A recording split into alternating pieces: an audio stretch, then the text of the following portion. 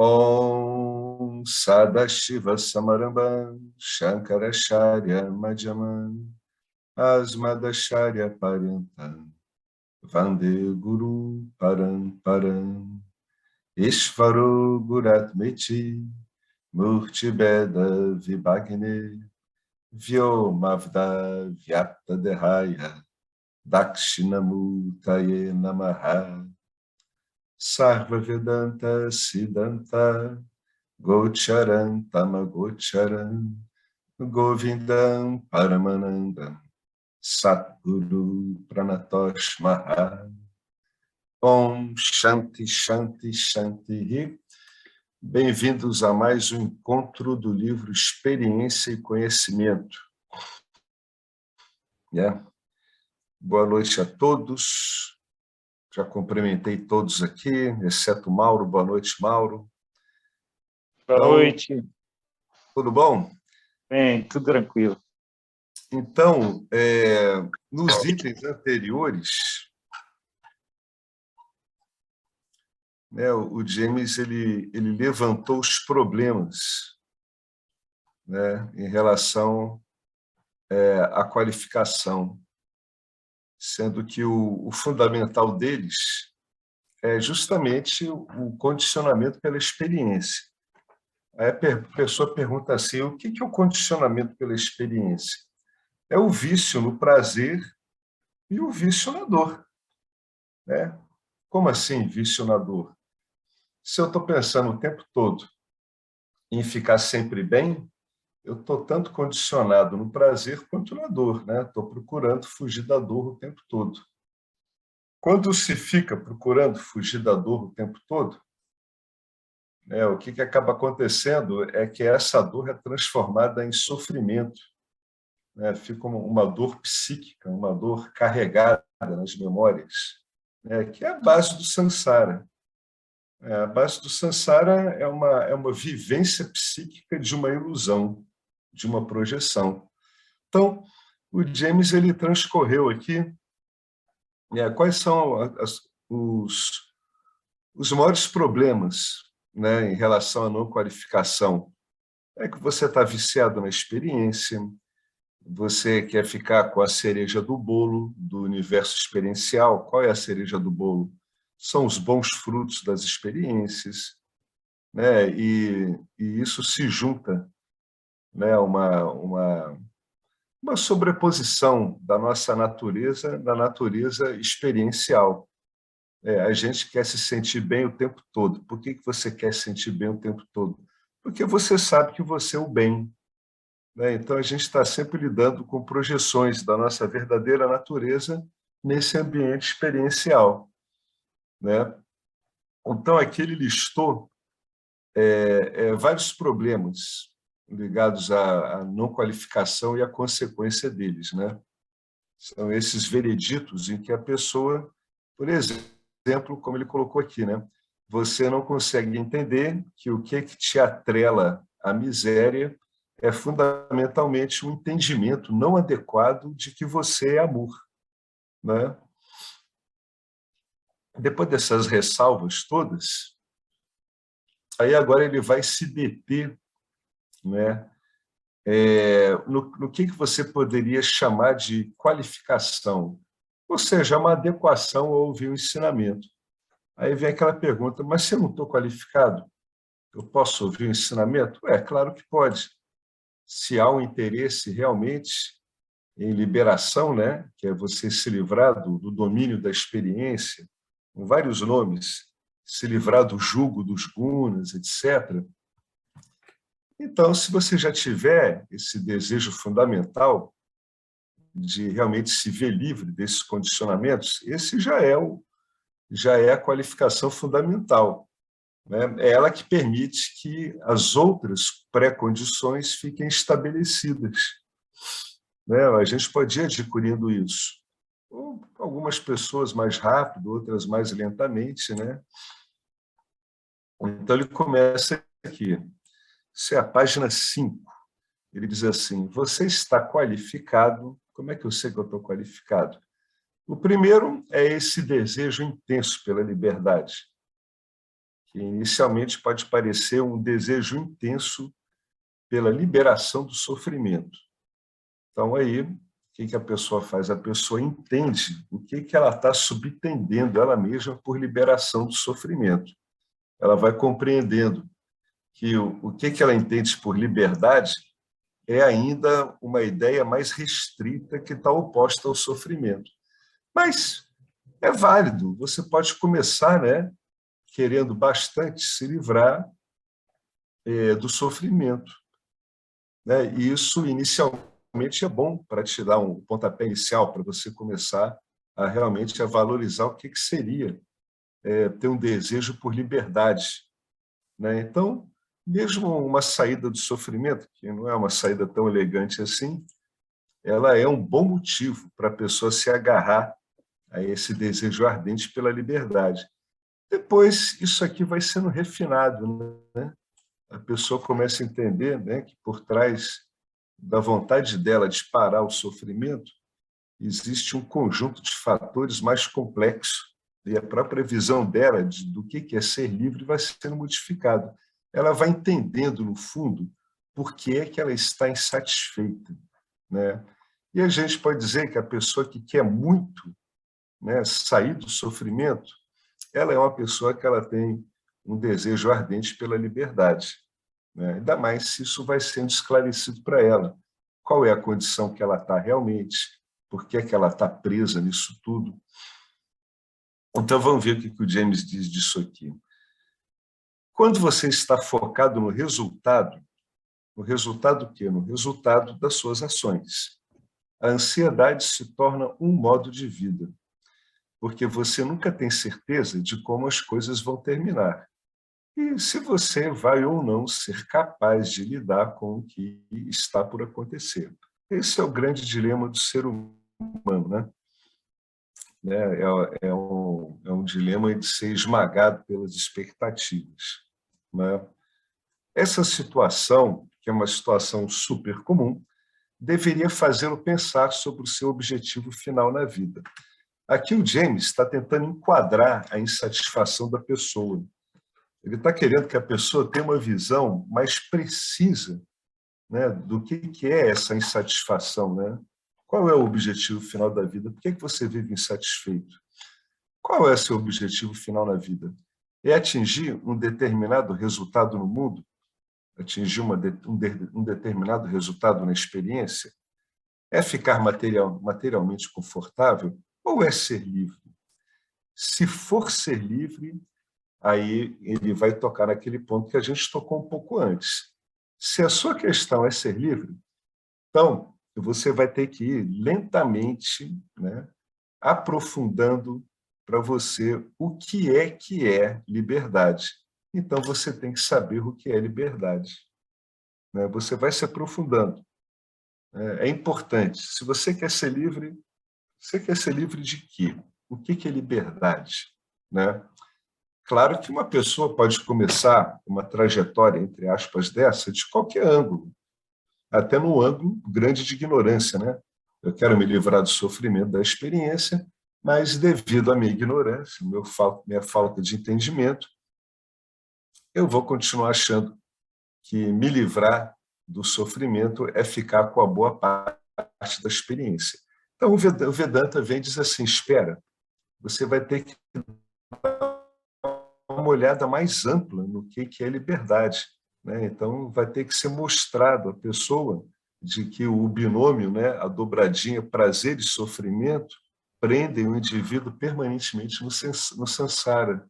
Então, é interessante que, ao querer ser livre, você receba até uma visão mais ampla, né, do que é isso que você está almejando, né? Será que se restringe a esse escapar da dor? Será que é isso?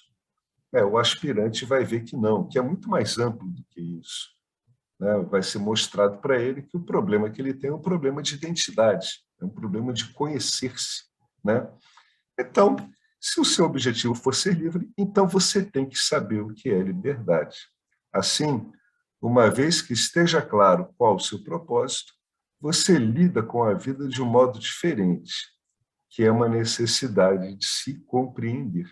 é uma necessidade de autoconhecimento. Se você tiver essa configuração mental, tudo que acontecer na experiência vai lhe ensinar essa lição. Então, não importa se as pessoas gostam de você ou se você tem um certo padrão de vida ou não. Não importa quais são as condições em que a sua experiência está ocorrendo.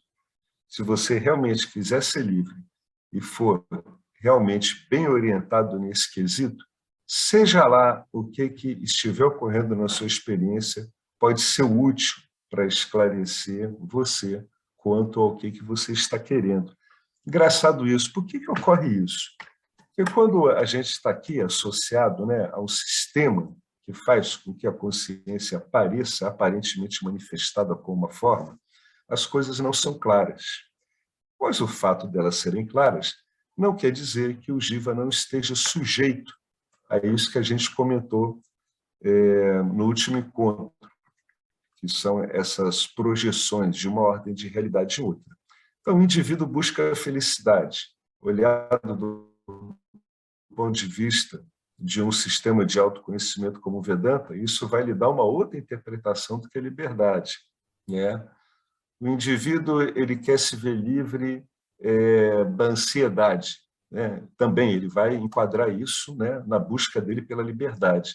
Vai ser mostrado a ele que tudo que ele está enxergando, que seria uma plenitude de experiência, é, no fundo, ele mesmo, que não está sendo bem compreendido no decorrer das suas próprias experiências. Isso é a conclusão mais surpreendente que uma pessoa vai compreendendo, né? Ela vai entendendo que tudo isso decorre dela mesma, inclusive os enganos dela. Os enganos dela decorrem do fato dela não se compreender, né?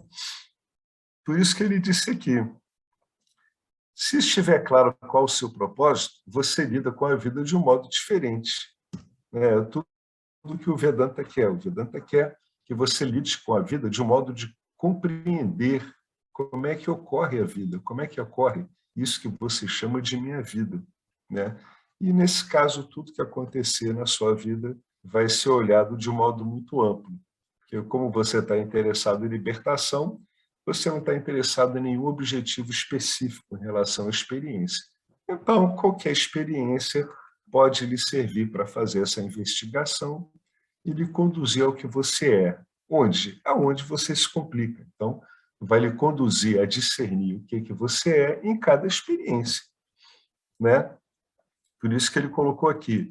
Então, as condições em que ocorre sua experiência, se as pessoas gostam de você ou não, se você tem um certo padrão de vida ou não vão ser relevantes, porque você está deixando de buscar objetivos específicos materiais numa vida material. É isso que a pessoa deixa de buscar.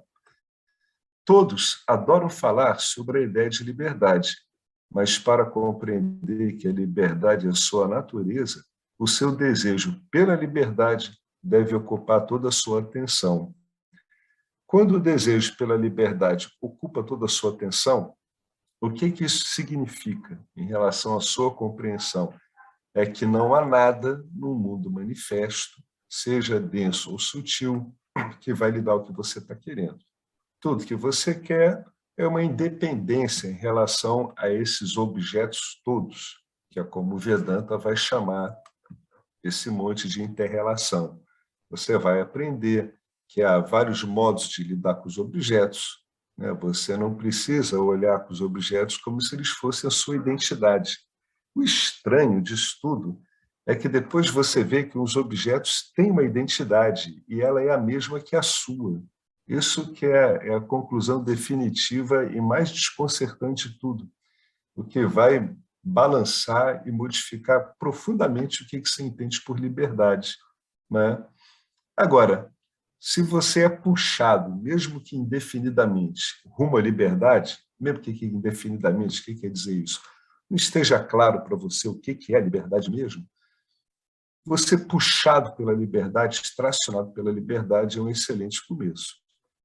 Se tudo que tiver na sua atenção é a sua vontade de libertar, então você teria aquela qualidade fundamental no Vedanta, que é a qualidade que tem que embasar todas as outras. É um desejo que eu tenho tremendamente pela minha própria liberdade. A partir daí, você vai delinear as outras qualificações, né? Você vai ver aonde há problemas e onde elas podem ser melhoradas. Uma outra qualificação que ele vai colocando aqui. Não dê seu poder a conceitos tolos. O que é isso? O que é dar seu poder a conceitos tolos? É você se definir por conceitos. Então, nesse sentido, todos os conceitos que podem ser apresentados para você, em última instância, são tolos. Mesmo os conceitos que falam de você como ilimitado. Você tem que compreender que você está usando conceitos para se livrar de conceitos errôneos, já que conceito algum pode definir você adequadamente. Né? É isso que ele está querendo dizer. Tenha discernimento, né? Tenha discernimento. Tenha uma visão discricionária, aprenda a discernir o que vale do que não vale na vida. Né? Conceitos para te definir, a princípio, não vão te servir nenhum, mas o ensino vai te apresentar conceitos que podem te ajudar, fundamentalmente, a você se livrar de conceitos abertamente errôneos, conceitos que trabalham contra a sua libertação. Um dos conceitos que trabalha contra a sua libertação é você se tomar conceitualmente como algo sutil ou denso, né? Seja lá o que foi isso. Eu sou uma alma em migração. Isso já é um conceito sobre você, né? Que pode ser útil ou não. Se for uma abordagem do Vedanta, vai ser útil para você. Se for uma abordagem meramente transmigratória, onde você está procurando apenas uma manifestação melhor, né? Estou procurando me manifestar em condições melhores. Então, isso é uma visão que não vai te ajudar muito. Vai atrapalhar seriamente a sua investigação, se você vai usar uma proposição dessa. Então, você tem que ter cuidado com os conceitos. Que conceitos vale a pena, sabendo que todos são tolos? Os conceitos que vale a pena são os conceitos que o Vedanta te dá, né? que vão ser úteis. Como todo conceito, tem seus limites. Por isso que eu estou dizendo aqui que tentar se definir por qualquer conceito é uma tolice. Mas há conceitos que são mais úteis do que outros, são mais conducivos. Né? Nisargadatta dizia, olha, as pessoas ficam falando mal dos pensamentos. Qualquer pensamento que eu produzo sobre mim é inútil. E o Nisargadatta, mesmo não sendo um professor de Vedanta, ele dizia, calma aí, tem pensamentos que lhe podem ser úteis, embora o que você é não pode ser evidenciado por um pensamento, né? Então, tem modos de pensar que são úteis. O Vedanta é um modo de pensar que pode ser útil, né? Fundamentalmente para uma pessoa que quer libertação.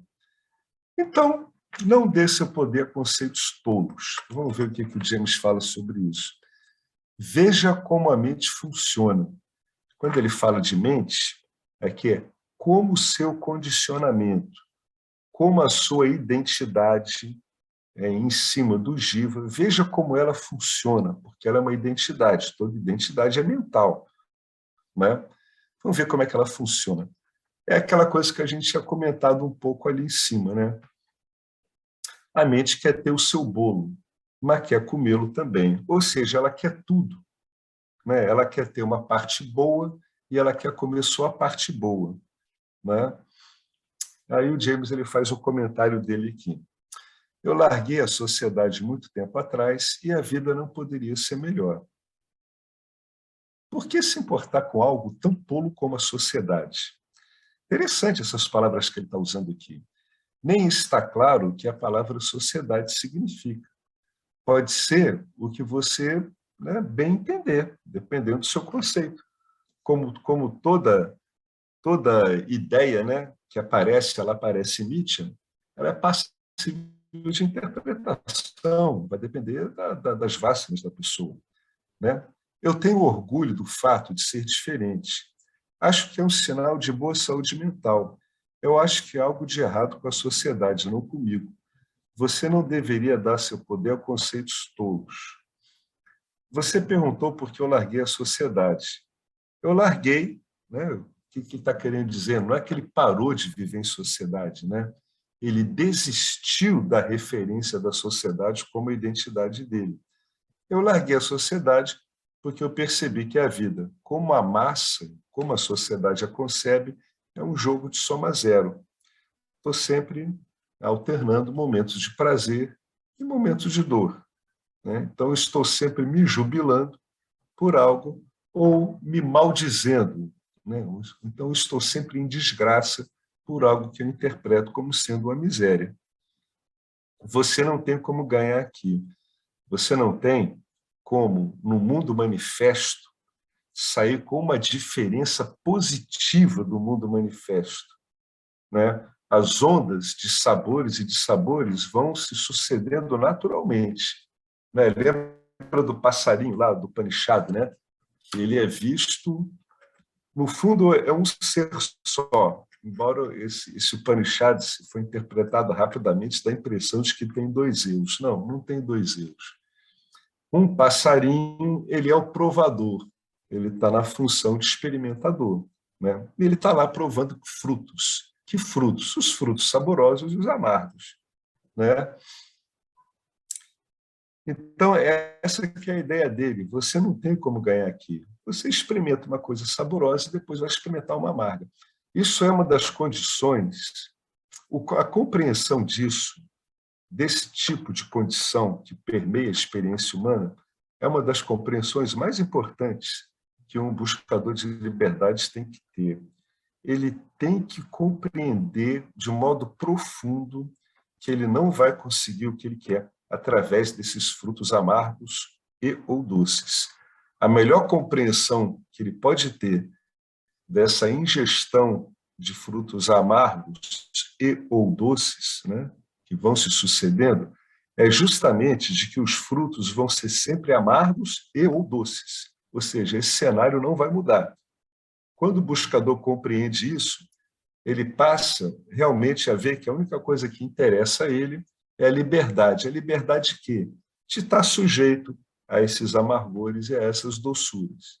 Inicialmente, ele quer se livrar do amargor, mas então ele compreende que ele não consegue se livrar só do amargor, porque o amargor é a face de uma mesma moeda que caracteriza o resultado das experiências, ou prazer ou dor, né? Aí ele diz aqui, para todo ganho existe uma perda, eu queria mais, então fui atrás da libertação, né? Então aqui é a conclusão mais importante que a pessoa tem, que aonde ela encontrar o prazer, ela vai ter ali a semente da dor. Aonde ela encontrar a dor, ela vai ter ali uma semente de prazer. Aquele símbolo yin yang, né, ele é o símbolo perfeito da manifestação. O que aquele símbolo ali prova? É que o que a gente chama de pares de opostos, na verdade, não são exatamente opostos entre si. Estão sempre numa dinâmica permanente no mundo da manifestação, e aquilo que a gente chama de algo bem definido, prazer, dor, na verdade já traz em si o germe do seu aparente oposto. É por isso que no símbolo do Yin e do Yang, aquelas massas que estão se transmutando uma na outra, né, o Yin e o Yang, eles trazem a semente do seu oposto aparente, né? Então, você tem sempre essa dinâmica. Uma coisa traz a semente da outra, né? Tudo isso, James, o que ele está fazendo? Ele está fazendo aqui investigações, né? Às vezes a pessoa tem que olhar a investigação com calma. Quando ele está falando aqui em cima que a mente ela quer ter o seu bolo, quer comê-lo também, ele está explicando como é que a mente funciona. Ele está dizendo para você que você não tem como encontrar no funcionamento normal da mente uma liberdade dessa dinâmica dor e prazer. E ele está querendo dizer que todos os conceitos que você encontra que vão te dar alguma margem de manobra em Nietzsche é um conceito inerentemente tolo, né? Porque, na verdade, a gente está aqui numa sucessão de dores e prazeres.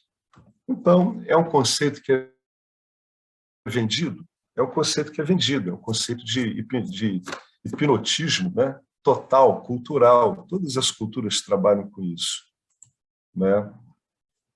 E ele ocorre, e a pessoa tem que estar muito clara com relação a isso aqui.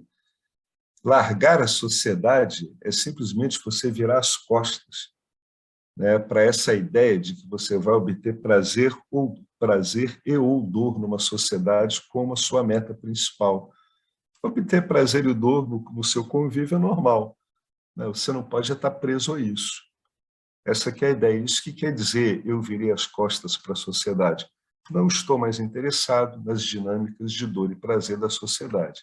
Estou interessado apenas em estudá-las para que eu compreenda a minha experiência. É isso que ele está resumindo aqui. Se vocês quiserem comentando alguma coisa sobre o que a gente já está falando aqui, podem interromper a qualquer momento, né? Eu lembrei-me de uma entrevista que eu li, era do Swami Shimayananda, uma frase que ele diz: não coloque a chave da sua felicidade no bolso de outra pessoa. Entendeu? É isso. E numa época aí de redes sociais, né, que nós estamos convivendo aí, inseridos e tal, os likes e dislikes, né, as pessoas como que elas estão nessa busca de validação, né, da sociedade mesmo, de uma forma geral. É interessante isso daí. As pessoas pararem a refletir isso, né? É isso aí. Se for olhar essa dinâmica dos likes e dislikes, ela é a própria representação do prazer e da dor, né? E a identidade através do quê? De muitos likes. É isso. O indivíduo bota um post, ele está feliz. O que quer dizer isso?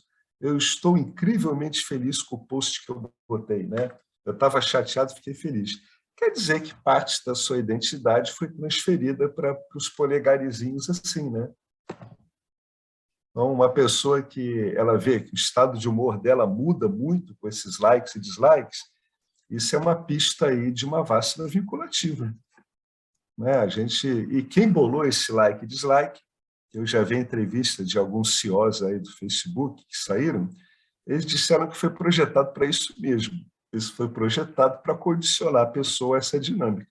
Então, essa turma dessa engenharia aí de personalidades, né, através da tecnologia digital, eles só perceberam essa dinâmica e criaram um modo muito primitivo da pessoa ficar presa a essa dinâmica, que é o uso das redes sociais para construir uma imagem, né? Então, você vê nas redes sociais, né, em geral, está todo mundo rindo.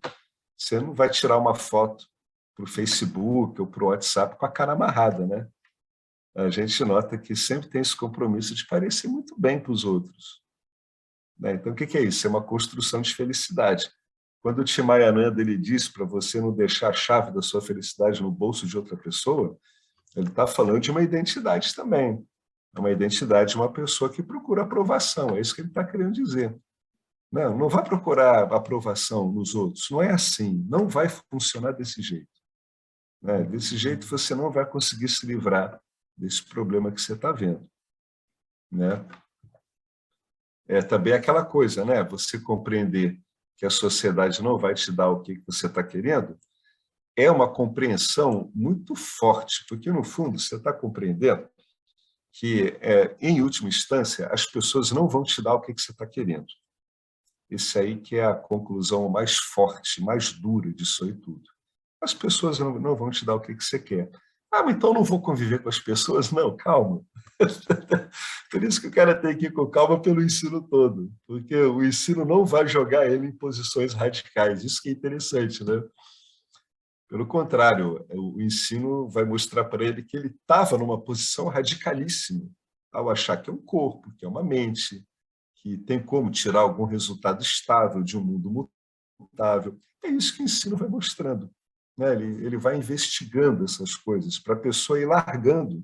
Então, é isso que a gente está dizendo. Se você já tem um bom incentivo, né, para dizer que não quer isso, não quer esses altos e baixos da vida, como é que é ser livre disso? Então, o ensino ele começa a entrar numa série de investigações, como o que ele está falando aqui, não deu-se poder a conceitos tolos, que vão reforçando esse seu compromisso com a sua liberdade. Então, quem não tem esse monte de coisas, como a gente falou em cima, né? Quem acha que não tem essas qualificações todas, né? As pessoas ficam pensando muito nessa frase de qualificação. A gente é meio assim, cria de vestibulares, né? Enems, vestibulares, né? A gente vem habituado a esse pensamento de qualificação. Não é bem isso, qualificação, que ele está dizendo. Qualificação é um modo muito profundo que você percebe, onde você percebe a sua vida orientada de uma outra forma. Né? Ela não é mais autocentrada no que você está querendo em relação ao campo dármico.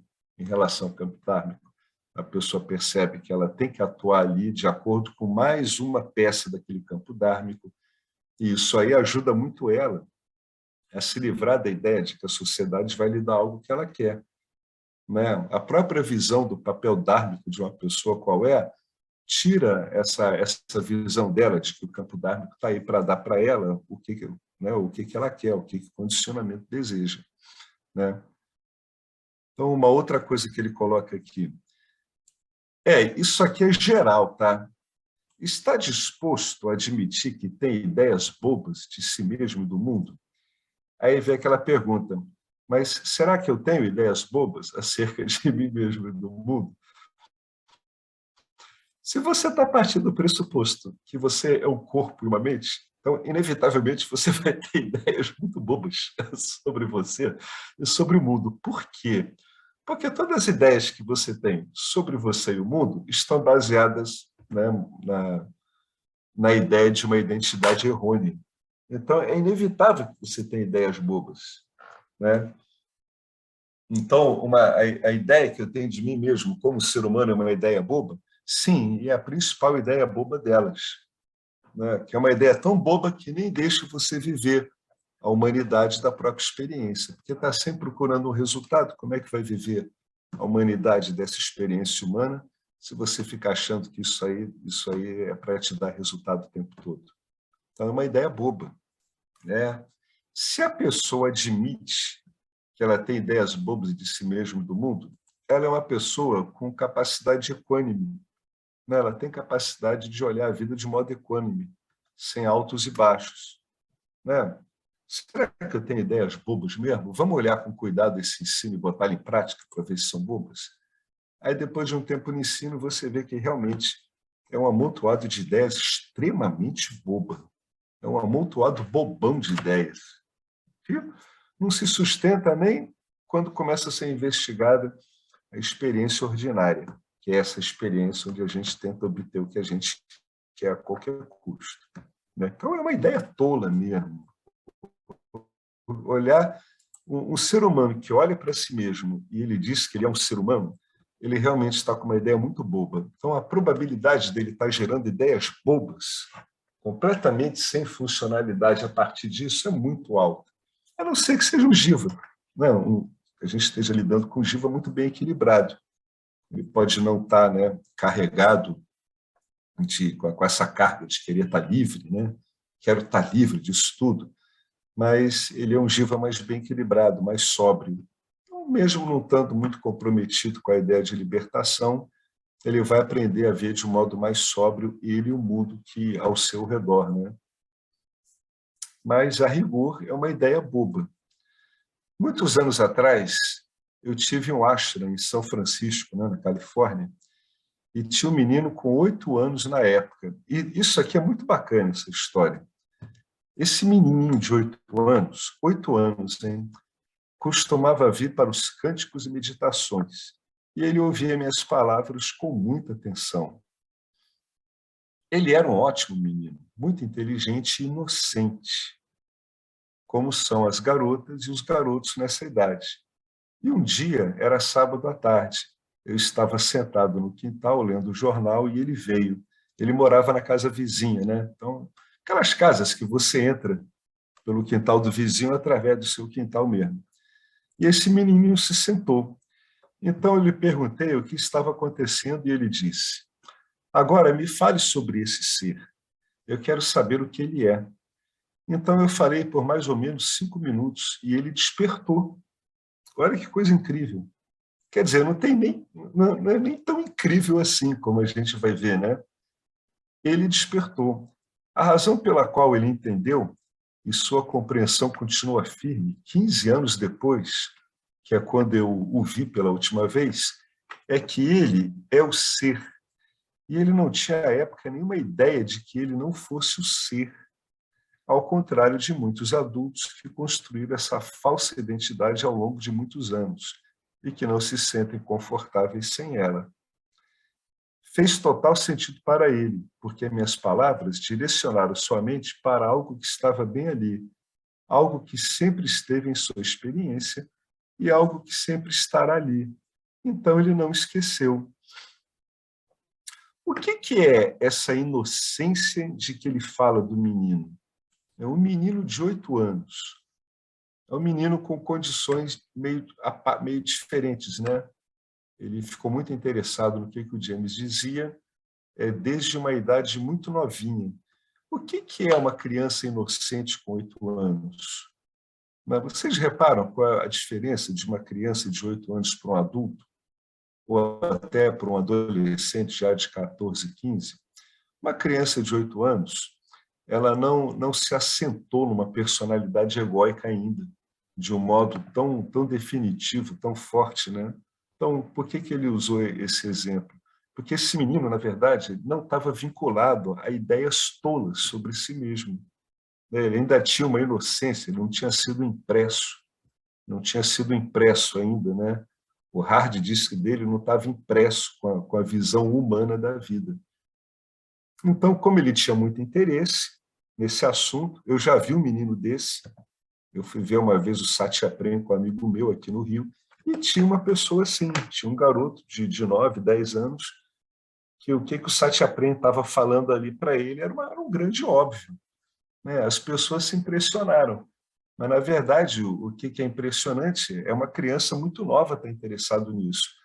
Porque a inocência e a falta de referência que ela tem numa identidade egóica adulta é total. Então, se ela tiver interesse, ela acaba conseguindo compreender do que está sendo falado.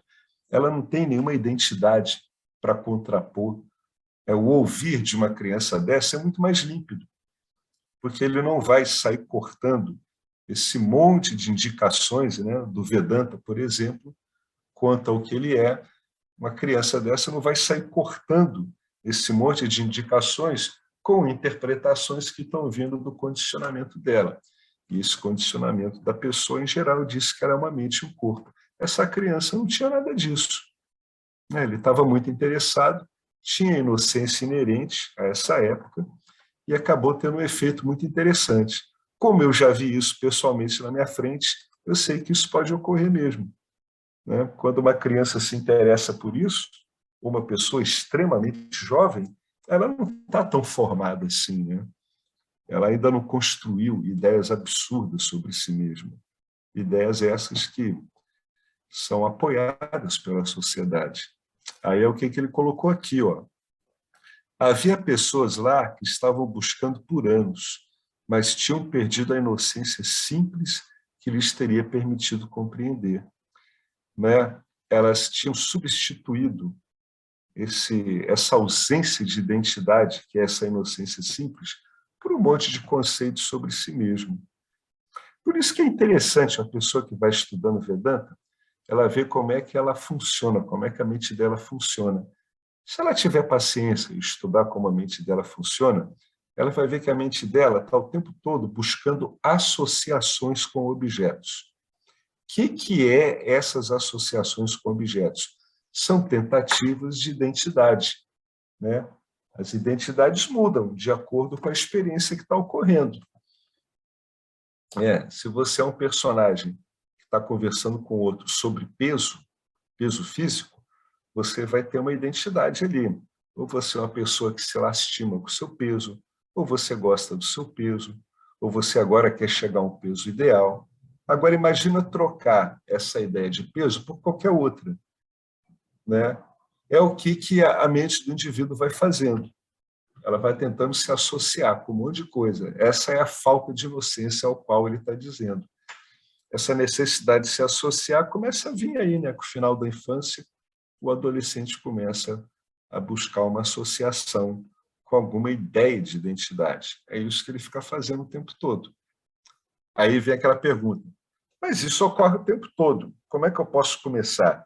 Começa através das identidades que, se não forem confirmadas, vão te deixar um pouco aborrecido. Não começa com as que vão te deixar muito aborrecido, não. Isso aí pode atrapalhar a sua investigação. Começa com aquelas que te chateiam. Então, o modo como uma pessoa te chama, você fica chateado com aquilo. Você está chateado porque você está achando que aquilo é uma identidade que a outra pessoa está te colocando. Então, você pode mapear a sua relação com todas essas identidades, oriundas aí da falta de inocência, que é não ter uma ideia clara do que é. Você pode mapear tudo isso de acordo com a reação que isso vai sendo dado em você. Então, o indivíduo pode ver aí as ideias que ele tem sobre ele mesmo, as ideias que ele tem em relação ao meio, as soluções que ele propõe ao meio. Onde você notar que tem uma certa irritação, é que tem uma certa identidade. Eu vou lá e falo alguma coisa, uma pessoa fala uma coisa oposta, eu estou irritado. O que isso quer dizer? Que tem uma identidade ali. Senão você falaria sobre essas coisas, que nem o adiachante fala. Ele fala sobre tudo, conforme o testemunho dele, mas ele não se incomoda realmente com o que está sendo falado ali. Então, ele acaba não discutindo com as pessoas. Um outro modo de você olhar isso é você observar uma discussão sua ou uma discussão de outras pessoas. Você vai ver que são discussões acerca de identidades, que, em geral, tem a ver com esse que ele chama ali de conceitos tolos. Sempre que você vê duas pessoas discutindo, no mau sentido, não estou falando de uma discussão saudável, você está vendo ali uma briga por identidades. É por isso que nessa briga por identidades, uma pessoa ela tenta simplesmente se impor 100% em relação à outra.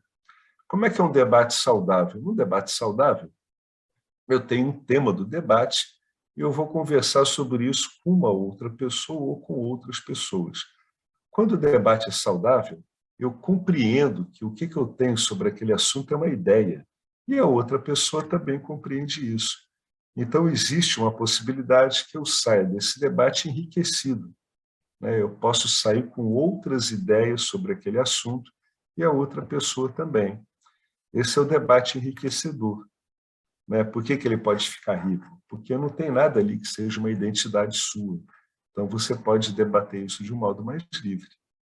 É um bom medidor do seu grau de interesse a irritabilidade diante de qualquer ideia. Olha, qualquer ideia. Até uma ideia onde você fica irritado ao ver que as pessoas ridicularizam o Vedanta, você fica zangado, é uma identidade também. Uma visão razoável, ver que as pessoas ridicularizam o Vedanta, primeiro por não entenderem o que ele é, e depois por não terem a menor vontade de entender. Então, isso é um problema da pessoa. Então, a gente consegue mapear tudo isso. Até que a gente tenha uma mente inocente em relação à nossa identidade. Isso que é interessante, é uma mente que fica dizendo assim, no fundo, eu não sei. Aí vem aquelas táticas, Você vê em algumas outras escolas de pensamento que preferem a pergunta não sei. A resposta não sei, quer dizer, prefere essa resposta não sei. Essa resposta é muito boa se uma pessoa ela refletir profundamente sobre o porquê dela estar dizendo que ela não sabe. Se ela refletir profundamente, você sabe o que você é? Não sei. Você sabe que você é uma pessoa? Não sei. Você sabe o que é essa situação que está ocorrendo na sua frente? A pessoa diz, não sei. Isso é uma tentativa de tentar se situar de um modo inocente em relação a essas conclusões egóicas e, com base nisso, não soterrar propriamente com um monte de identidades. Então, aí, através daqui a gente entende várias outras técnicas também. Toda técnica é boa, dependendo de se você sabe como usá-la e por que ela está sendo usada. O Vedanta tem isso de muito bonito, Ele vai te dando um contexto onde você começa a entender por que é que você usa aquilo. né? Qual a vantagem de você usar isso? O que você está fazendo? Isso que é importante, né? Ah, eu gosto do Vedanta, eu gosto do budismo, o que acontece? O que eu faço? É simples. Vê se você entende como as coisas funcionam. Aquele sistema onde você melhor entender como ele pode funcionar para você, vale a pena ser tentado. Quanto mais consciente você tiver diante de tudo isso, mais vai ficar óbvio que o que você está negando são só aspectos da sua inconsciência. O que é a sua inconsciência? É a sua identidade, né, estabelecida em algo material. Seja de um modo mais ostensivo, né, como a defesa mais forte, seja escondido aí por vários medos que ficam ali nas entrelinhas do modo como a pessoa vai vivendo, vai falando, etc. Né? Então, tudo isso, quando para a pessoa vai ficando claro essas coisas, né, você está disposto a olhar o tipo de arcabouço conceitual que você tem sobre você mesmo, quando você entende a importância das descrições mentais e das histórias que você conta sobre você mesmo, quando você nota como isso é construído, ou seja, quando você nota como a sua mente funciona, aí você pode dar esse pulo aqui, ó, que é um pulo extraordinário e que vai lhe poupar muito problema. É quando você fica ciente do valor em se entregar, em entregar à sua mente a forma que o Vedanta vê a realidade. Ou seja, como é que eu vou ficar ciente disso?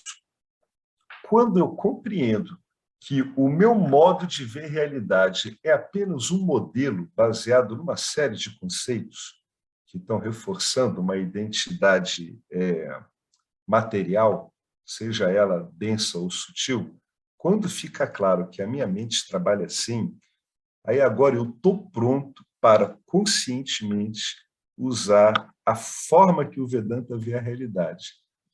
Tal como o modo como você vê a realidade, o Vedanta ele tem um modelo também, né? Só que o modelo do Vedanta ele é extremamente amplo.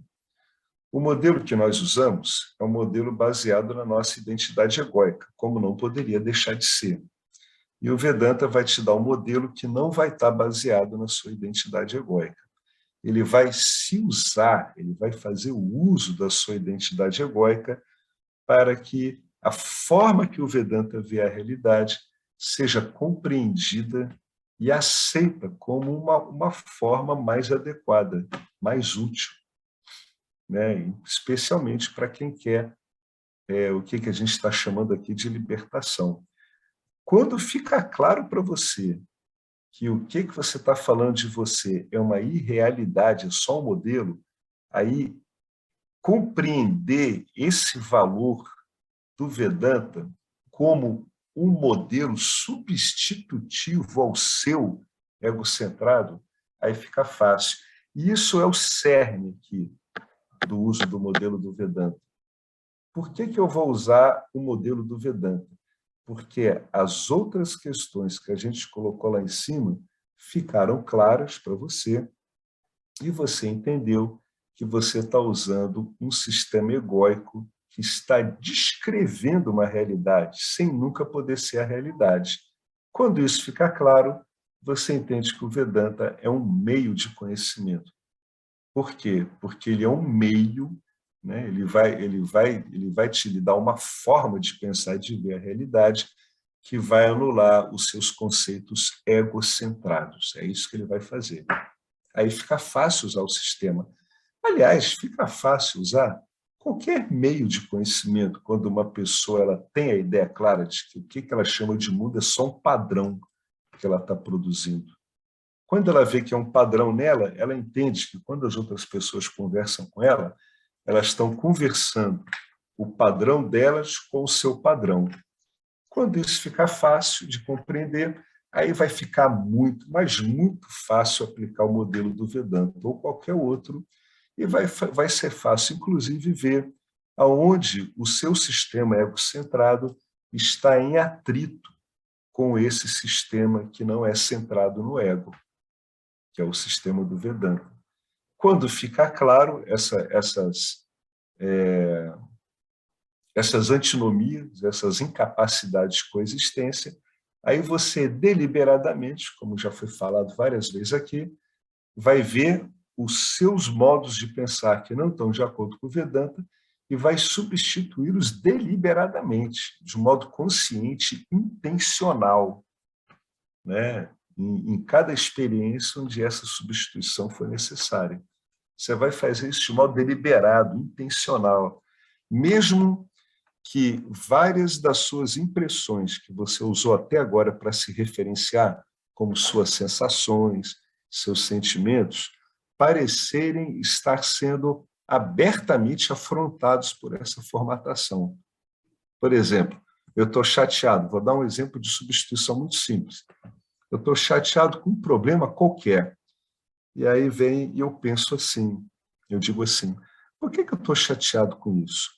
Esses resultados não me cabem, né? Eu sei que eu não sou nada disso. Seja o meu conhecimento direto ou indireto, o que eu sei é que eu sou uma consciência ilimitada, né? Então, o que eu faço? Eu deixo esse sistema todo de Jiva, campo Dharma, seguir o seu caminho e dar o resultado que tem que dar. Inicialmente, uma pessoa afirmar isso para ela não vai dar conta das coisas que estão deixando ela para baixo, né? Não vai dar conta, então ela vai ter que insistir nisso. A gente às vezes acha que essas coisas que estão sendo substituídas pelo Vedanta, a gente não entende direito a palavra substituir, a gente acha que elas vão ser modificadas. Não, não, você não vai modificar suas vasanas. Não perca seu tempo com isso. Você vai identificar onde estão os problemas e adotar o ponto de vista do Vedanta, né? E depois de um tempo, vai lhe parecer absurdo achar que isso era pessoal. Mais um motivo para você não tentar mudar essas coisas. Você não tem como mudá-las. Você vai notar que cada vez o modelo proposto pelo Vedanta faz mais sentido para você e que cada vez o seu pequeno modelo egóico faz menos sentido, né? Mas o pequeno modelo egóico ele não vai sendo melhorado, né, diretamente por causa dele. Não, ele vai sendo melhorado indiretamente, porque várias das vasanas que compunham aquele modelinho egóico, que atrapalhavam, que centravam aquele modelinho bem no ego, elas vão saindo, né, e vão sendo substituídas por outras. Você pode se lembrar do modo antigo que você pensava, tal qual você se lembra de um relacionamento antigo, né, mas não vai mais trazer a carga sensorial e emocional que trazia antes, né? Então, você consegue fazer essa separação, né? Olha só, aí ele faz aqui uma pergunta interessante. Por que não se entregar à vida e se comunicar pacientemente com a mente, ajudando a mente a desenvolver a visão do Vedanta com relação à vida e à mente? Ora, o que ele está querendo dizer? Por que você não pega o modelo do Vedanta e não aplica na sua vida? Porque o modelo do Vedanta é isso aqui, né? É uma comunicação com a mente. Talvez é a primeira vez que a pessoa começa a se comunicar com a mente dela mesma, propondo modos de funcionamento muito mais adequados, né? Por que não? Uma vez que isso tudo tenha sido compreendido, né? A gente passa tanto tempo se formando, graduando, fazendo pós-graduação, se dedicando a tanta coisa, é claro que você vai precisar de um tempo, né, para lidar com o Vedanta. Mas, dependendo da clareza com que você aborda o Vedanta, o resultado pode ser muito rápido. É o que ele fala aqui, ó. As pessoas gastam muito tempo de sua vida com a obtenção de uma educação profissional, mas quando lhes é pedido que tirem alguns poucos anos para organizarem suas próprias mentes, elas dizem que é muito trabalho. E num certo sentido, é muito trabalho mesmo. Se eu estou muito vinculado ao modo da minha mente pensar, eu tenho vislumbres de liberação, né, e eu vou começar a trabalhar em cima, eu vou ver que a minha mente vai dar trabalho. Mas o sistema ele tem todos os recursos para lidar com esses obstáculos dados. pelo funcionamento do condicionamento. Então, é trabalhoso? É, porque antes o que a pessoa estava fazendo? Ela estava fazendo uma coisa mais fácil, né? Ela estava apanhando um modo que ela já toma como sendo dela e ela está aplicando aquele modo de pensar. Agora não, agora ela vai questionar o modo como ela está pensando o mundo e ela mesma. Fundamentalmente, o modo como ela pensa ela, né? É o questionamento mais fundamental que tem. O questionamento do mundo ele vem junto também. Tá? Mas elas dizem que é muito trabalho, e é mesmo. Vai precisar de um tempo. Né? Agora, é o que ele falou, você quer tanta libertação assim? Né? Você já usou tanto tempo da sua vida, né? Então, para você querer a libertação assim, você vai precisar de tempo também. Mente é um músculo, a gente sabe disso. Uma entrega ocasional ou uma experiência cósmica extasiante não irá mudar os padrões de pensamento. Então, o que a gente está mexendo aqui? Ó, ele vai falando, ele vai te dando as dicas. O que é que o sistema do Vedanta vai fazer? Ele vai mudar padrões de pensamento. Ele vai acabar te dando padrões de pensamento satívicos, padrões de vínculo muito pequeno, né? Um vínculo quase mínimo, porque é tudo baseado em discernimento. Tá? Os padrões de pensamento, eles vão continuar. Você está vivendo aqui, né? Você tem padrões de pensamento. Seja você pensando muito ou pouco, você tem padrões. Eles vão continuar. Então, você vai ser forçado a continuar se entregando para lidar com os pensamentos negativos. Lembre-se, é a mente que está se entregando. Você deve condicioná-la a se entregar. Você deve expô-la, né, a ensinamentos que a convençam a trocar o modelo. Né? Sem muito conflito interno, uma mente bem direcionada, ela vai largando padrões e vai valorizando outros. O que está sendo feito aqui é uma troca de padrões. Né? É um trabalho psicológico, só que não é um padrão egocentrado. Essa é a diferença desses modelos, né? O modelo do Vedanta. De qualquer forma, a entrega não é algo que se faz. Como qualquer coisa na vida, a entrega é algo que vai acontecendo naturalmente. Quando que? Quando eu compreendo a natureza da realidade. Quando eu compreendo a natureza da realidade manifesta, como um jogo de soma zero, e quando eu compreendo que há uma realidade que a gente aqui, por enquanto, vai dizer que está além. Né? Mas o ensino vai te mostrando que é uma realidade toda pervasiva, né? Que está, inclusive, pervadindo todo o campo da experiência, que é o campo ao qual os materialistas se apegam, né? Da experiência densa. E está pervadindo todo o campo das experiências sutis, que é o campo ao qual os espiritualistas se apegam. Tá? Então, sempre vem aquela pergunta, quem é que está fazendo isso? Né? Quem é o responsável por isso? A vantagem do modelo do Vedanta é que ele te mostra que, mesmo nas menores coisas, não existe um agente específico em relação a uma tarefa específica. Não posso falar isso nem da minha parte sensorial. Quando eu digo que eu estou vendo vocês na tela, eu estou cometendo aqui um monte de aproximações, né? Algumas grosseiras, que estão facilitando a comunicação. Mas o Vedanta, ele vai te mostrar que nem isso serve, nem esse tipo de descrição está servindo. Né? Agora, isso é uma briga? Não, isso é uma compreensão. O Vedanta vai te mostrar que esse tal de ego ele é sempre um lanterninho. Ele assume para ele ações e compreensões que já estão ocorrendo. Como é que isso ocorre? A gente vê pelo modelo do Vedanta. Isso ocorre, podemos olhar pelo ponto de vista dos gunas, né? Onde todo o sistema de ação, de repouso e de compreensão ocorre através dos gunas, assim como também a montagem, né? A elaboração, a construção do sistema de experiência que a gente usa. Né? Os elementos de experiência, que é o corpo sutil, o próprio corpo físico. Então, a gente sabe que são os gunas. Essas perguntas, assim, quem é que faz isso, quem é que não faz isso?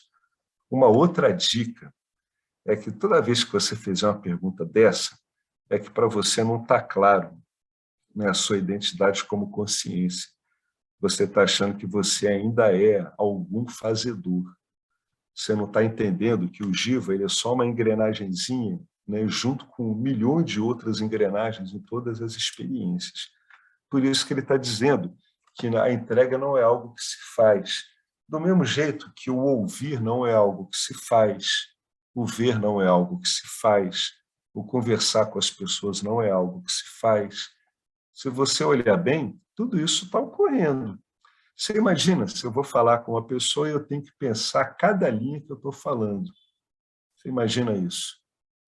Né? A pessoa está falando, ela engasga e ela tem que pensar o que ela vai falar depois. Então, vai dar uma conversa muito esquisita. Né? O que a gente sabe? Que tudo vai ocorrendo por si mesmo.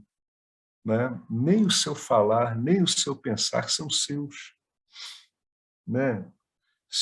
Por exemplo, se o pensar fosse seu, você saberia no que você vai pensar, mas você não sabe. Quando você vai falar com a pessoa, a conversa toma ritmo, toma rumos imprevisíveis. A conversa vai se construindo aonde? Na própria conversa. Né? Então, tudo isso vai ocorrendo do mesmo jeito. Isso que a literatura espiritual chama de entrega, que às vezes parece que dá um peso enorme ao ego. Né? Claro, né?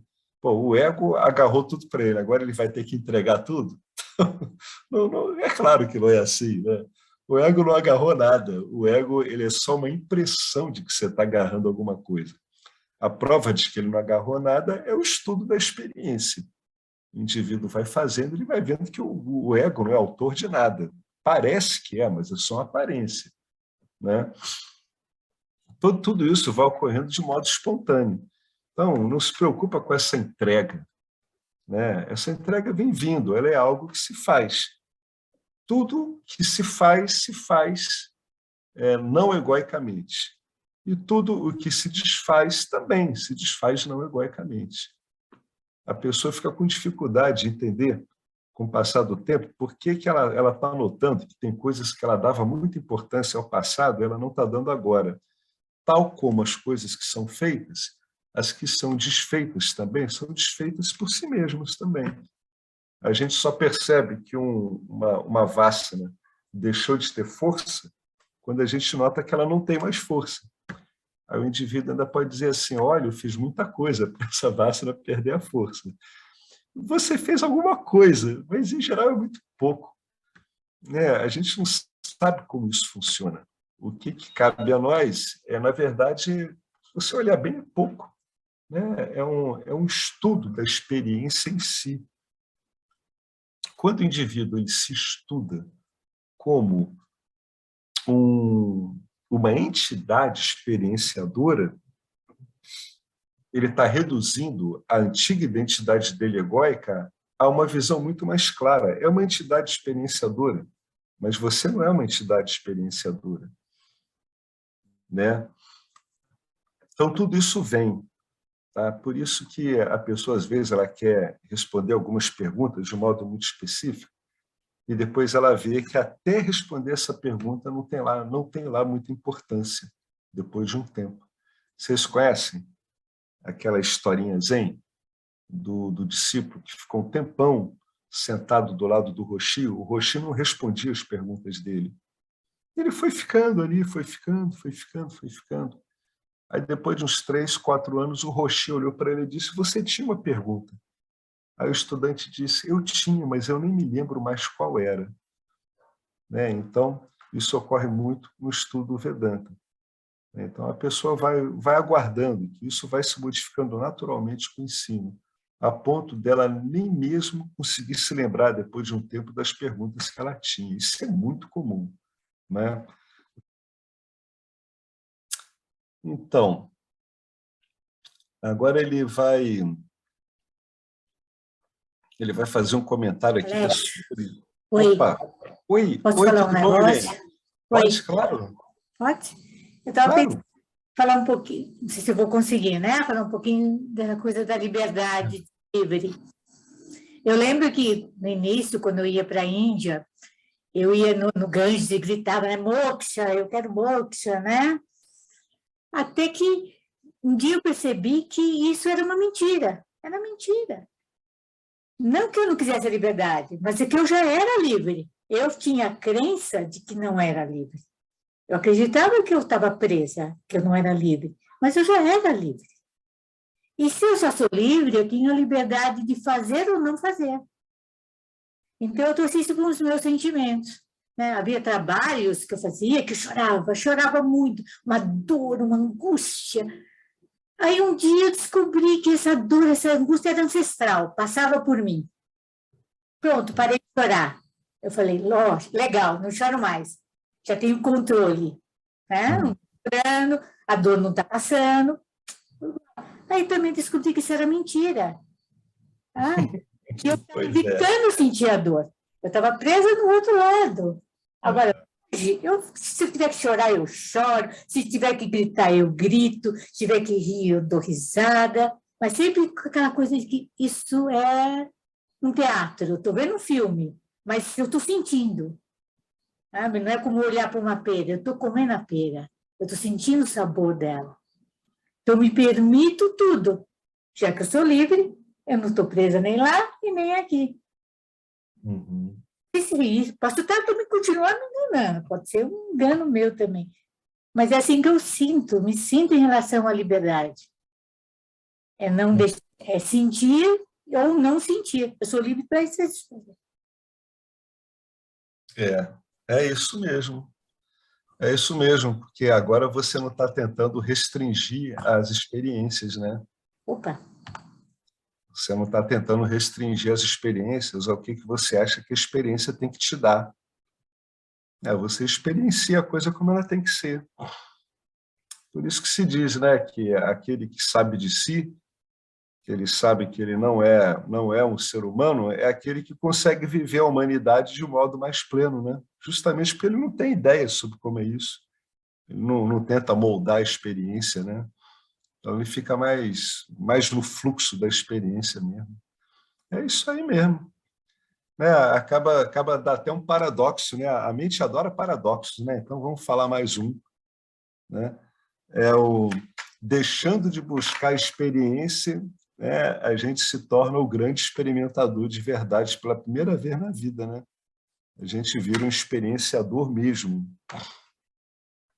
sem ser aquele que quer submeter a experiência, né? Aí, no caso da gente, a vida vai levando a gente mesmo.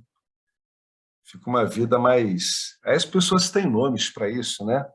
Mas é todo nome baseado no condicionamento anterior, uma vida mais entregue, né? São os nomes que a gente dá, né? Mais livre. É isso aí mesmo. Ele vai comentar aqui nesse trecho uma coisa que tem a ver com o que você falou. Tem a ver, não é o que você falou, mas tem a ver. Né, ele começa aqui, é um tópico, né? Pare de tentar se consertar e ou mudar o mundo. Aí tem aqui uma pergunta pelo e-mail. Você disse que, para o Vedanta, é preciso ter, ao começarmos, uma mente saudável. Basicamente, você ser uma pessoa feliz, né? Você é um ego mais bem equilibrado. Eu estou definitivamente obcecado em me consertar e quero consertar os outros também. Eu me pergunto por que uma pessoa saudável e feliz teria um desejo ardente pela liberdade. Pois é, em algumas pessoas saudáveis e felizes, né, essa felicidade do mundo manifesto, ela vai ficando tediosa, ela vai ficando desagradável, né? É o que ele botou aqui. Porque a felicidade, para algumas pessoas, vai se tornar tediosa depois de um tempo. Vai ser um tédio também. Há mais na vida do que apenas ser feliz, mas eu tenho certeza que você irá se contentar com a felicidade, inicialmente. Quase todo mundo que me escreve já está razoavelmente feliz, mas quer solucionar a questão: quem sou eu? O Vedanta realmente só funciona quando você é basicamente feliz. né? Ele não tem a função de consertá-lo psicologicamente ou amadurecê-lo. Mas isso pode dar esse efeito, né? A função fundamental do Vedanta não é essa. O Vedanta é meio de conhecimento. Mas como para que o conhecimento, né, se instale, seja aprendido, mais do que recomendado uma mente satívica, e o Vedanta ele vai sativizando a mente da pessoa, é bem provável, né, que você vá tendo, em decorrência do ensino do Vedanta, uma personalidade, sim, mais feliz. Tá? Não é a função do Vedanta, isso, mas ele pode dar esse efeito. Aí ele continuou comentando aqui com a pessoa. Você era alcoólatra, foi aos Alcoólicos Anônimos, ficou de cara limpa e sóbrio, mas isso apenas levou para onde você estava antes. Isso não é exatamente um progresso. O próximo passo passa a ser qual? Estruturar sua psique. Aí aqui ele vai arriscar, ele vai falar uma coisa muito delicada. Eu vou me arriscar aqui e dizer algo que pode ser difícil de escutar, mas eu acho que você devia parar de tentar se consertar. Olha que conclusões interessantes ele vai falar aqui. Ó. Veja se você encontra uma maneira de aceitar o seu sofrimento, até mesmo amá-lo, né? Ou seja, tenha uma outra relação com o seu sofrimento. Você não está confuso, você está muito bem. Há apenas alguma dor e sofrimento, o que não é um grande problema, né? Eu acho que toda a energia que você está investindo nisso está chegando às raízes da obsessão, está chegando, está virando uma história e acrescentando mais uma camada de coisas no topo da camada original de coisas. É muito sobre o Martin. A solução dos Alcoólicos Anônimos não é válida também, porque ajudando outros você não remove aquele que ajuda, o Martin. Ou seja, você não vai remover um senso de autoria. Veja se você consegue olhar por trás disso para o seu ser, como se você estivesse vendo um filme, né? Ele está pedindo para o cara isso. Em vez de ficar tão obcecado em se consertar, ou seja, é o modo como o autor aqui tomou conta, de novo, do processo, né? É o autor da ação. O que o autor da ação está querendo agora? Agora ele está querendo assumir o fato dele estar bem. Eu tenho que me trabalhar para eu ficar bem. E o James está falando aquilo que você falou, Irene. Eu prefiro me ver em toda a experiência, né, do jeito que ela está ocorrendo. Porque não faz sentido a gente querer que a experiência seja toda boa. E para os masoquistas, não faz sentido eles quererem que a experiência seja toda ruim. A experiência não está no alcance da gente que experiencia, né? Às vezes a pessoa fica muito tempo querendo calibrar a personalidade dela e ela acaba sendo engolida pelo jogo de dor e prazer de novo. Quando, na verdade, se isso já está reduzido a um nível razoável, né? Ou seja, se já é uma personalidade relativamente equilibrada, que passa por momentos de sofrimento, né, e de dor, isso não deve condicionar o que ela entende por liberdade, né? Não é na manifestação que ela vai encontrar a liberdade dela, nessas alternâncias. Por isso que ele está querendo dizer, né?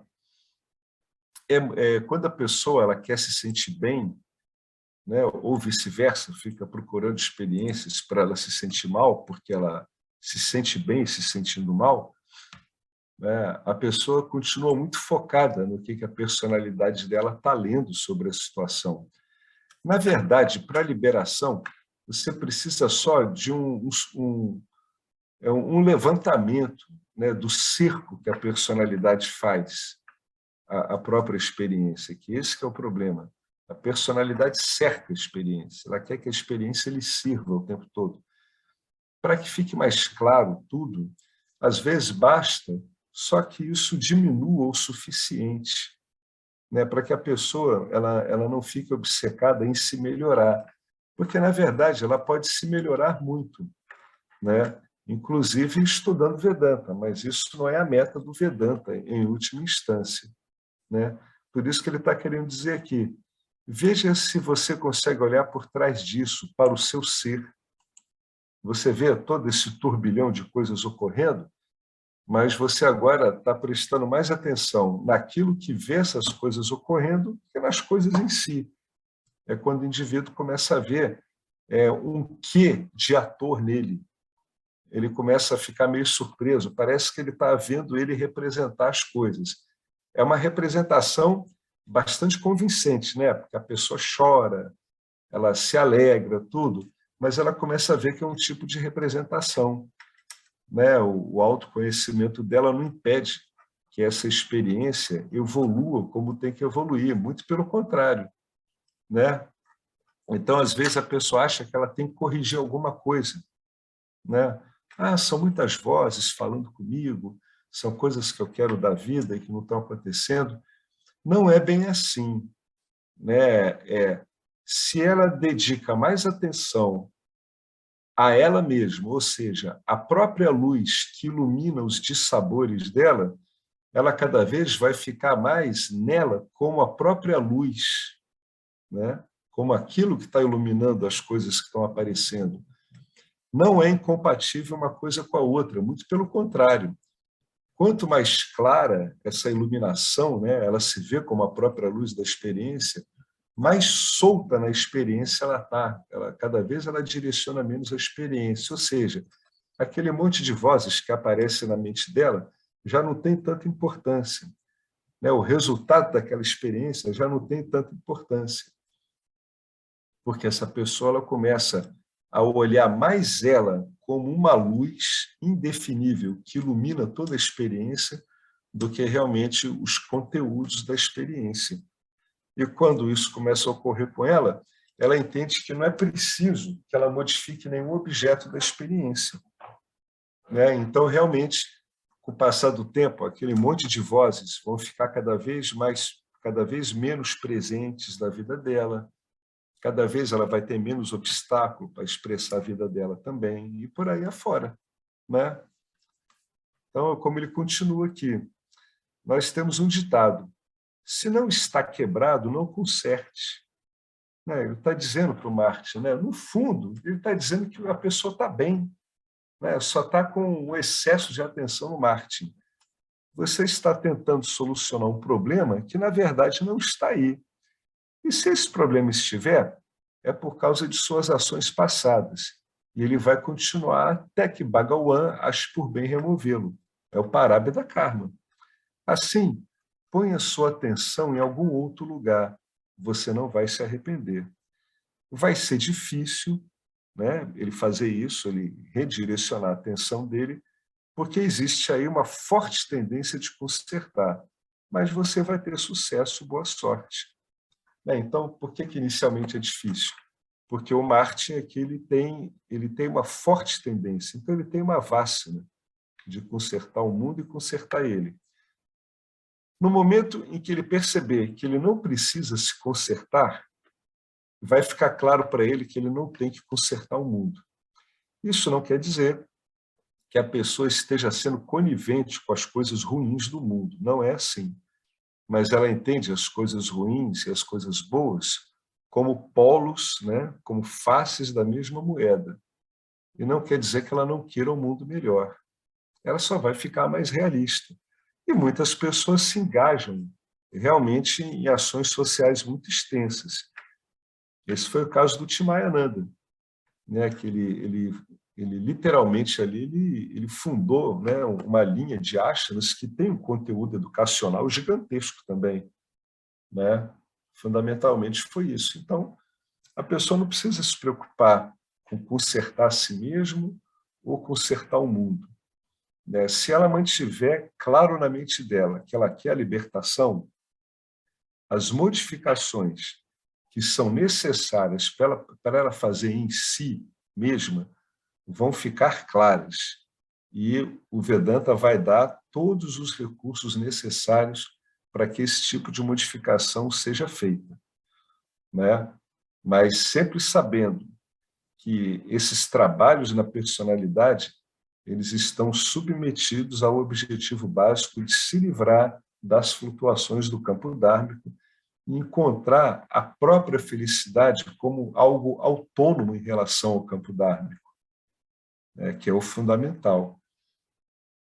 Então, a pessoa ela deve identificar, ela vai identificando essas vassanas todas, vai vendo o grau de intensidade dela, que é o que ele colocou aqui,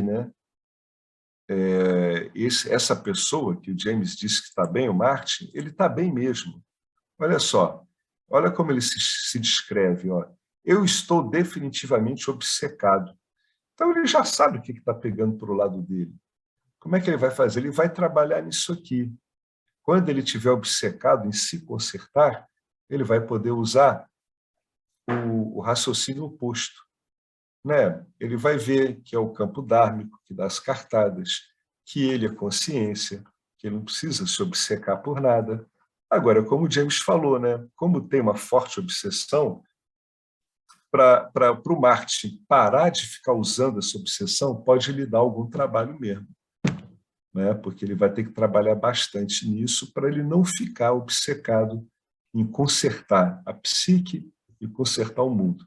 Na verdade, a pessoa, na hora que ela for consertando a psique dela, a visão de mundo dela vai sendo consertada também.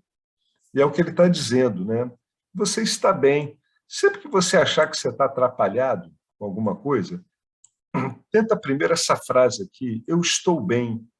Por quê? Porque eu sou o bem em si. Então não tem como eu estar ruim, por mais difícil que esteja a situação da personalidade. Se você sentir que tem uma reatividade muito grande, aí isso é o sinal de que você deve afirmar isso para você mais vezes. Você deve fazer investigações vedânticas mais demoradas em relação a uma afirmação que você não está digerindo muito bem. Por que o James fala isso? Para a pessoa não se perder na sua psique de novo. Por quê? Porque o começo do Vedanta ele leva o cara para uma espécie de conflito, especialmente se ele não está muito bem. Mas depois de um tempo, ele começa a notar que várias das vasanas que ele tinha, elas estão sendo modificadas. Ele atribui isso ao ensino e à disposição dele, o que é verdade. Mas elas estão sendo modificadas com base na meta última dele. Como dá um alívio muito bom na pessoa, a pessoa acha que ela tem que se calibrar perfeitamente na manifestação. Mas aí, naturalmente, do modo como é montada a vida, o campo dármico, ele vai ter um dissabor em sequência. Então, para ele não tentar ficar preso a esse ajeitar de sabores, a pessoa não deve se perder nisso. Se ela não se perder nisso, e ela toda hora discriminar na situação que está ocorrendo, e sempre conseguir ver ela, que ela como consciência, ela não está vinculada àquilo que está ocorrendo, se ela consegue ver isso, ela vai começar a encontrar a felicidade que ela sempre é. Mas ela é uma coisa diferente, não é uma felicidade experiencial. Por isso que a pessoa precisa de tempo. Ela está conferindo resultados de investigação e ela está mudando profundamente o modo como ela enxerga a si mesma. Então, ela tem que ter um cuidado para ela não se perder nos excessos, até porque, inicialmente, a investigação leva ela a uma posição melhor mesmo, e como ela está acostumada a curtir esse posicionamento melhor, ela tem que ter cuidado para ela não se perder numa obsessão por corrigir a personalidade. Não, a obsessão dela é ficar livre de todas as obsessões, inclusive a obsessão de corrigir a personalidade. Então, como a gente estava falando, você para de brigar com a experiência em si. E você está mais interessado em quê? Em tirar da experiência qual é o mais importante? O discernimento do que você é, para que você não continue agarrado às experiências. Então, é como a Prem Mania falou, a Irene, A experiência demanda que ela sorria, ela sorri. Naquela experiência, o contexto é ficar chateada, ela fica. Mas é aquilo, a experiência vai correndo e a pessoa entende aquele jiva lá funcionando nela, vê que é assim mesmo e sabe que, no fundo, ela não é aquilo, né? Mas o teatro continua ocorrendo naturalmente, né? Mas, realmente, o Vedanta ele rende melhor quando ele pega uma mente que já é bem satívica, né? O que a gente chamaria de uma mente saudável, como o rapaz descreveu aqui, né? Mas mesmo que a mente seja tumultuada, o Vedanta ele vai ajudando a calibrar isso. Alguém quer comentar alguma coisa sobre isso aqui que ele colocou? Especialmente essa última frase aqui, ó, vai ser difícil porque existe aí uma forte tendência de consertar, né? Que o próprio Martin descreveu como uma obsessão. Mas, insistindo, você acaba tendo sorte, né? Você tem sucesso, né? Eu vou ler mais um, né? Esteja disposto a largar a ideia de que você é o corpo. Engraçado, né? A gente fala isso quando a gente chega no Vedanta. Mas isso aqui fica puxando a pessoa por muito tempo, porque é realmente a vássana de identidade mais forte que tem, né? Você é o corpo. É o que dá a tua ideia de que existe uma coisa dentro e uma coisa fora. Achar que você é um corpo é o que faz você falar de mente e apontar para a sua cabeça, né? É como se a mente estivesse dentro do cérebro. É como se as emoções estivessem no coração. Então, o indivíduo tem que estar disposto, por mais que isso pareça estranho, em botar sob questão essa ideia. Aí ele responde uma pergunta aqui, que são aquelas perguntas que é mais para dar um sossega-leão na mente do que para ter um conteúdo investigativo mesmo. Essa pergunta é muito comum. Ó. Você acredita que deixamos o corpo quando terminamos tudo que viemos fazer aqui? Aí ele dá aquela resposta típica do Vedanta, sim e não. Sim e não. Você deixa o corpo tendo completado o seu trabalho ou não. Né? Quem vai determinar se você completa o seu trabalho ou não e aí deixa o corpo ou não é o campo dármico. Eu acho que a maneira de entender a ideia de deixar o corpo é ver essa ideia como uma afirmação de maturidade, de renúncia. Agora ele está entrando num ponto de investigação muito bom. Quando você vê claramente o que o corpo é, que é apenas matéria, você o deixa. Isso que é deixar corpo. Né? Então você pode deixar o corpo a cada experiência, ou você pode assumi-lo a cada experiência. Você não o deixa fisicamente, como nas viagens astrais, mas você vê, né, você compreende que o corpo não é você. Então, na sua compreensão, no seu entendimento, você o deixa. Você sabe que não importa o que está acontecendo com o corpo, você é livre dele, você sempre foi livre dele. Uma vez que está pronto para deixá-lo, você está qualificado para a iluminação. Mas se essa ideia me parece muito estranha, se essa ideia lhe parece muito estranha, é porque você ainda não entendeu que você achar que você é um corpo é uma ideia também. Né? Então, qual é a sugestão aqui? É que você vai estudando, né, vai aplicando Vedanta, até ficar claro para você que quando você diz que você é uma mente, é um corpo, você também está usando uma ideia. Aí você entende que isso é um pensamento. Eu demorei anos para entender que isso era um pensamento. Eu dizer que eu sou corpo, isso é um pensamento. Olha quantas vezes você esquece do seu corpo no dia a dia. Você está com uma mente introspectiva. Cadê o corpo? Sumiu. Você está ouvindo uma música que você acha muito bacana. Cadê o corpo? Sumiu. Você está lendo um livro cativante que dominou a tua atenção. Cadê o corpo? Sumiu. Por isso que as pessoas dizem que o corpo é um pensamento. Tudo é um pensamento. Né? O ensino ele vai te mostrando que tudo é um pensamento. Tem uma hora que fica muito claro na sua investigação que esse corpo também é um pensamento. Então, o que você tem que você diz que é seu é só uma ideia de identificação, só isso. Aí você começa a usar o modelo contrário, né, com muito sucesso. Mas primeiro tem que estar claro que é apenas uma ideia. Dizer que eu sou esse corpo é somente uma ideia. Muitas vezes, na sua experiência diária, você vai procurar esse corpo e você não vai encontrar identificação com ele. Você vai estar identificado com a mente, com alguma outra coisa, mas não com o corpo. Tá? Eu vou parar aqui, nesse outro ponto aqui, que é super delicado. O guru é necessário? O guru é necessário se você compreender que a escritura é necessária. Aí o guru é necessário. Né? Deixa eu marcar aqui. Página 8. Página 8. Hoje é dia 1º de dezembro. Alguém quer comentar alguma coisa sobre essas pinceladas, né, que o James vai dando? O James ele vai pegando essas perguntas que chegam para ele e ele vai esmiuçando essas perguntas todas.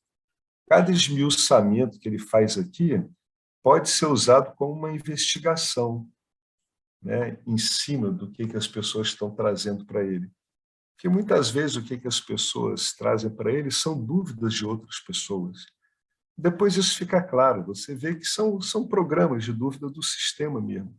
Por isso que uma pessoa tem uma dúvida que é a mesma dúvida que a outra. Né?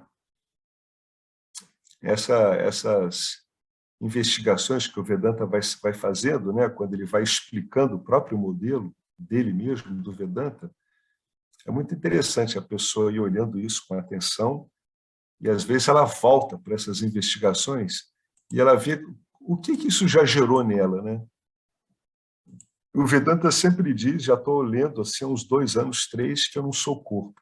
E agora, quando eu leio sobre isso e vejo toda a investigação, né, ainda está aderindo em mim que eu tenho alguma identidade com esse corpo? Né? Tem uma hora que a identidade some mesmo. Ela vai embora. Né? Você entende que o corpo depende de você, mas você não depende dele. Né? Então, a gente vai parar aqui. O guru é necessário?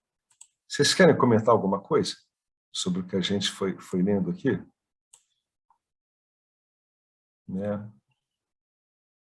Ele aqui está lidando com questões muito simples, né? Que todo mundo traz essas questões, todo mundo traz. As questões dos bloqueios e as questões das qualificações. Né? Eu estou bloqueado por X, Y, Z. E eu consigo questionar isso de modo adequado, eu trago para a minha vida. Então, aí começam a aparecer as qualificações. As que não estiverem desenvolvidas vão ser desenvolvidas. Mas, fundamentalmente, a mais importante é essa. É o que chama de desejo ardente pela liberdade. Essa aí, esse tipo de qualificação é que vai permitir que outras necessárias sejam desenvolvidas. Beleza, gente? Vamos ficar por aqui, então? A gente volta semana que vem. Aqui está a página 8. É a grande pergunta. O guru é necessário? Vamos começar dela, então. Beleza? Então, quando você quiser terminar, Marcelo. Om Purnamada Purnamidam Purnamudachyate Purnasya Purnamadaya Purnamiva Vasishate. Om Shanti Shanti Shanti. Gratidão a Ishvara, gratidão a toda essa linhagem maravilhosa de professores e alunos, gratidão a todos vocês aqui, olha lá a Carmen aparecendo. Tudo bom, gente? Obrigado a todo mundo. E gratidão a nós mesmos também, né? Vamos brincar, né? Os Givinhas estão ouvindo bem, né? Eles estão ouvindo aparentemente uma libertação aparente para uma prisão aparente. Pois é, mas o jogo é esse mesmo. É assim mesmo. Falou, gente. Até a próxima. Obrigado a todo mundo. Tchau, tchau. Olá, Queria trazer aqui para vocês o quanto eu tenho me beneficiado dos ensinamentos do Vedanta. Esses ensinamentos do Vedanta, eles mudaram a minha vida, o meu estilo de vida, né? A partir de uma compreensão sobre Jagata, o mundo, sobre essa pura inteligência, Ishvara, sobre o Jiva, né? A mente, o funcionamento, sobre a aplicação do Karma Yoga diariamente na vida, o quanto isso beneficia a purificação da mente, né? Para poder daí acessar aquilo que é mais valioso. Aliás, eu diria sem valor estimável, inestimável, né? Uma riqueza profunda, que é a compreensão sobre os ensinamentos de Satya, a consciência, a existência ilimitada que sou. Bom, eu sou uma aluna de Vedanta, desse grupo, Vedanta Brasil,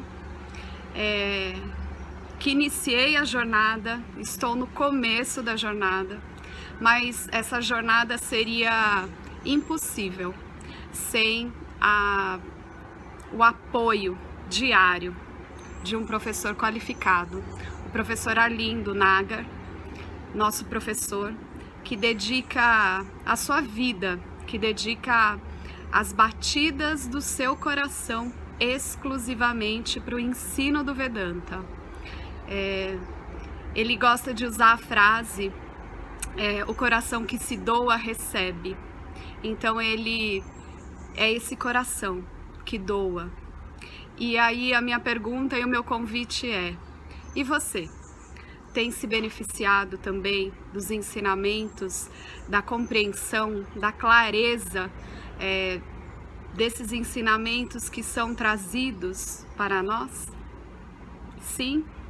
Se sim, o coração que doa recebe. Então o convite é: se você se beneficia, você pode também fazer uma doação. Essa doação, ela é necessária, apropriada, para a manutenção, né, desse ensinamento vivo diariamente para nós. E é um convite para que a gente possa nutrir esse grupo com o dar e o receber.